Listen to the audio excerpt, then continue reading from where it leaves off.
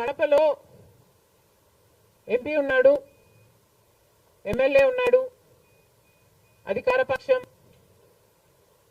అక్కడున్న ప్రజలు భయభ్రాంతులు గురై బ్రతుకుతున్న ప్రజలు. ప్రభుత్వానికి వ్యతిరేకంగా అంటే యువజన శ్రామిక రైతు పార్టీకి వ్యతిరేకంగా పనిచేస్తే,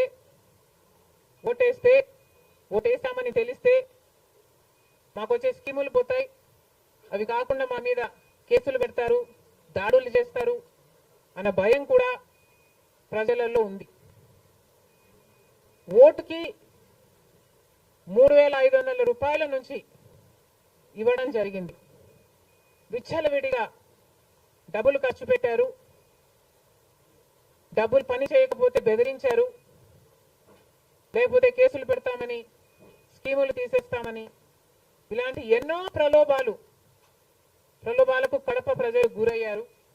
ఇవన్నీ కూడా పనిచేశాయి. నేను కడపలో గెలవకపోవడానికి కారణం టైం అనే నేను అనుకుంటున్నాను. బికాస్ నేను కడపలో తిరిగింది కేవలం 14 రోజులు మాత్రమే. 14 రోజులు క్యాంపెయిన్ చేశాము, మిగతా టైం స్టేట్ వైడ్ క్యాంపెయిన్ చేశాము. మేము 14 రోజులు ఎంత కష్టపడినా కూడా we were not able to cover most of the geographical area. చాలా మటుకు రూరల్ ప్రాంతాలలో కనీసం రాజశేఖర్ రెడ్డి బిడ్డ పోటీ చేస్తుంది అన్న విషయం కూడా చాలా మందికి తెలియలేదు. మేము పోటీ చేసింది కూడా ఎలాగైనా సరే మళ్ళీ హంతకులు, హత్య చేపించిన వాళ్ళు చట్టసభలకు వెళ్ళకూడదు అని ఉద్దేశంతో మాత్రమే పోటీ చేయడం జరిగింది.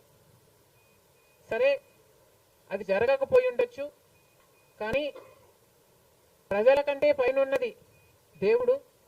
ఐఎమ్ వెరీ షూర్ వాళ్ళ పాపం పండుతుంది, పండే రోజు కోసం దేవుడు కూడా ఎదురు చూస్తున్నాడని నా అభిప్రాయం.